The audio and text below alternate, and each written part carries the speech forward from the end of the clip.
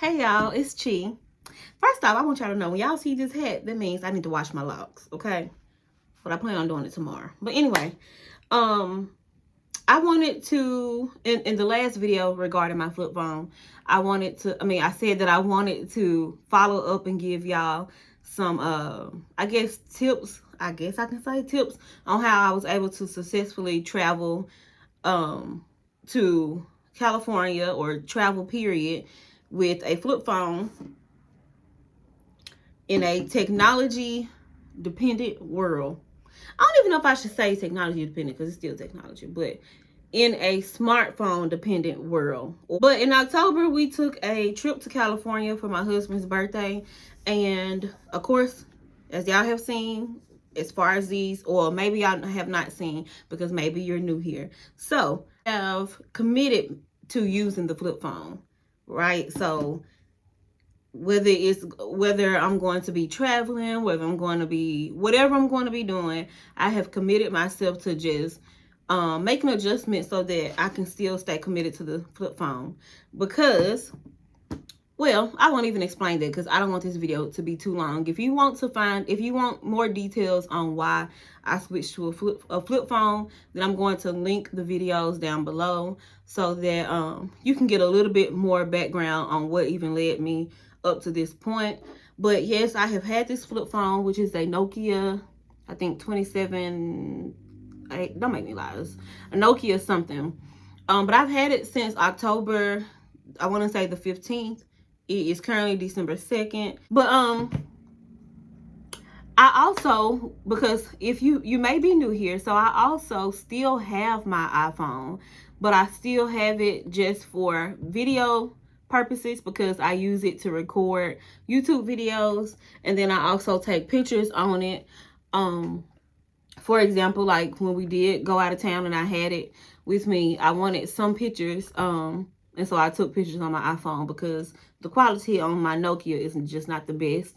I mean, some of the picture qualities are, you want to see the pictures? They're not that bad because I still be taking pictures on here, but,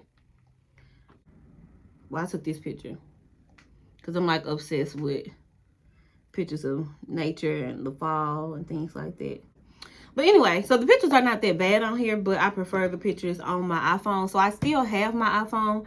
I just don't really use it during the week. If I'm not traveling, literally, if I'm not traveling, then this iPhone stays at the house.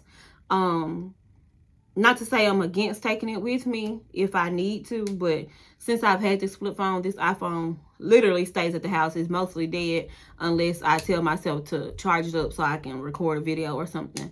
But I say all that to say I do still have my iPhone. I'm just committed to using it as a computer, honestly. How you would use a laptop, like you wouldn't carry a laptop every single place with you. You couldn't fit it in your back pocket, so it just wouldn't be convenient to always be carrying it around. I kind of look at my iPhone as a laptop now. So it's, oh, and then I still have my business Instagram, which is Shop Children's Closet. I'll put it on the screen. And so I post on there sometimes, and I use my iPhone to make those posts. But other than that, the iPhone is not really being used.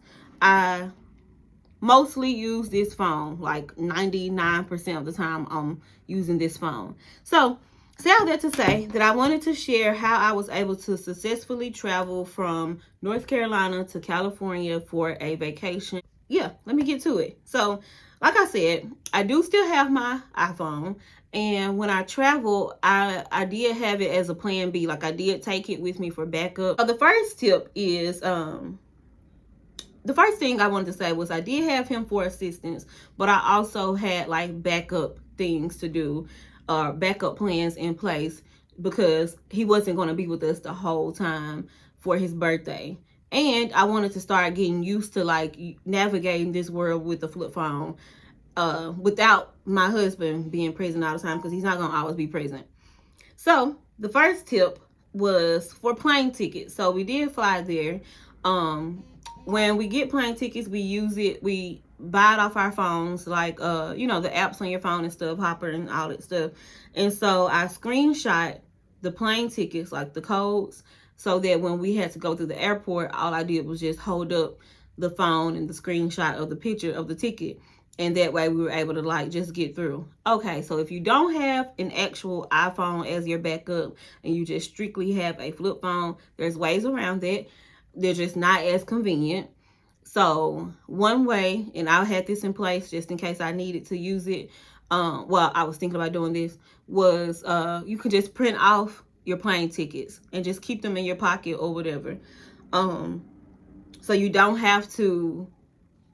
need your smartphone in order to get on the airplane. You can just print it off if you wanted to. But I did just screenshot it and keep it on the iPhone/computer because that's how I use it now, as a computer. Number 2, for entertainment, like I said, I did take my iPhone with me, and it does still connect to Wi-Fi, like if I need to. But my main thing for entertainment was books. So like I've shared with y'all before, since I've been using this flip phone, I have had the opportunity to really get back into reading. I mean, like I said before, I never did stop reading. Like when I had my iPhone, it just was taking me longer to finish the books that I would start. But since getting my flip phone, I've been able to kind of like go through books super quick. So yeah, for entertainment, I did take a book and I was able to finish that. And I took my journal as well because I love to journal. I recommend it to anyone who needs to just get some things off their chest, out of their mind, all of those things.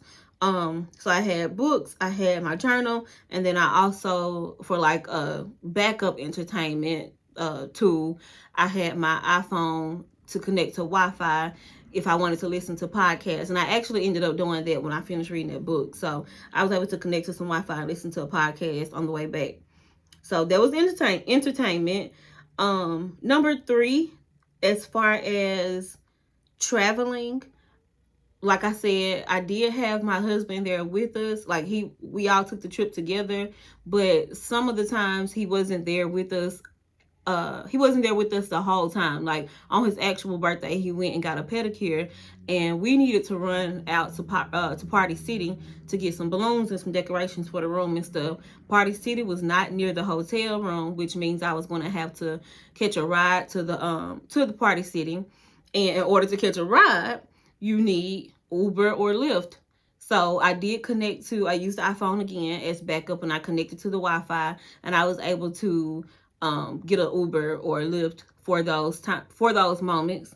But then I also had a backup plan for that, which was I found the cab, like a local cab number, and I saved it in my flip phone just in case I needed to, because I was thinking like, what if the Wi-Fi doesn't connect when we need to get back to the hotel room? So I still had like a backup plan. And for people who do not have the iPhone or their smartphone as a backup tool like I use it, then you can just contact the cab, like the local cab in the city or the state that you're traveling to. And I feel like that will work just as well as Uber or Lyft. It probably won't get there as quick, or maybe it will, I don't know, but I feel like that was a good backup plan. Number 4, I feel like when it comes to traveling, a lot of times we need to know where we're going. We need to be able to get around, which means we need GPS or maps. So my flip phone actually has Google Maps on here. So I did have to use it a few times because some places we would go to, I didn't have Wi-Fi for the iPhone, or maybe some of those times I left my iPhone at the hotel room, and I just used the Google Maps on my phone to get directions. Another thing when it comes to getting around, I feel like it's important to kind of plan out where you're going ahead of time. Now, sometimes it's great to be spontaneous. You know, I did that myself, so I didn't kind of like plan out where I was going. But sometimes I think it's great to like look and see how far is this place from my hotel room, like days before you go on the trip, so you can kind of have an idea of where you're going. I feel like flip phone or not, iPhone or not, you still need to know where you're going, because what just happens if you don't have any type of tool to get back to where you're going? I just feel like it's important to have some type of sense of direction. So, but yeah, nevertheless, I do have maps on my phone, and so that's what I used during the times I needed to know where I was going. The next traveling tip, was reservations. So I feel like nowadays when we are making reservations for dinner, whether it's an activity, things like that, a lot of times you make it on your iPhone or your smartphone. Before we went to California, we made reservations for like a tour, like we did like a go-kart tour, city tour, or whatever. We had dinner. We had like different little activities where you needed to make reservations. So in order for me to make reservations with me using a flip phone, I just made those reservations ahead of time when I was back home. So before we went on the trip, I made reservations, and then I just remember, or I think I wrote them down in my planner, so I knew like, okay, this is where we're going at this time. We got to be here at this time, all that stuff. And so that was helpful. And then the last tip, or the last thing that I felt like I needed, that I would normally do on my iPhone, was bank account. So we know digital banking is a thing now. Like, you don't really have to go inside the bank to like transfer money, move money around, all those things, check your accounts and things like that. But I can't really, I mean, I couldn't do that on this flip phone as far as like checking bank accounts and things like that. So I made sure that I checked my bank accounts ahead, like way before we went on the trip, so I can know, like if I needed to move anything around, if I needed to see if things had come out or whatever. I did that ahead of time, and I kind of kept a note of things that, like, I kind of kept a note of budgets and things like that. And that's it, y'all. I hope all of this made sense, because I felt like I kind of went through it. I feel like my main thing when it comes to navigating this world with a flip phone, I try my best to think about how we normally travel with smartphones, and what are the most important things that we use when we are traveling with smartphones. And I felt like those things were banking, maps, reservations, Ubers and Lyfts, and entertainment, plane tickets, and things like that. So that's how I kind of came up with this list of things that I had to use, or tips or tricks or whatever hacks I had to use in order to travel and make it enjoyable. Because, you know, I think we live in a time now where everything is so convenient, and that's great, but that convenience comes at a cost, in my opinion. And once again, I don't think everyone has to make such a drastic change as I did, which as far as getting a flip phone. But I do feel like if you have noticed that the convenience of technology, as far as like smartphones and things like that, has started to make an impact on your brain, on your attention span, on whatever, then I would encourage you to consider it. Or even if you don't want to get a flip phone, at least consider like making small changes, maybe deleting apps, maybe screen limits or whatever. But I just know for me, getting the flip phone was like the best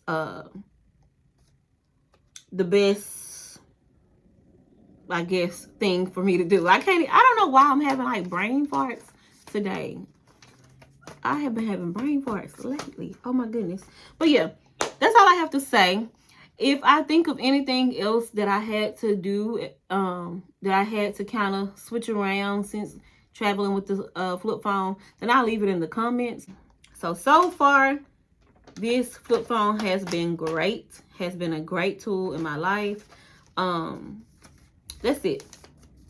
All right. Peace and love.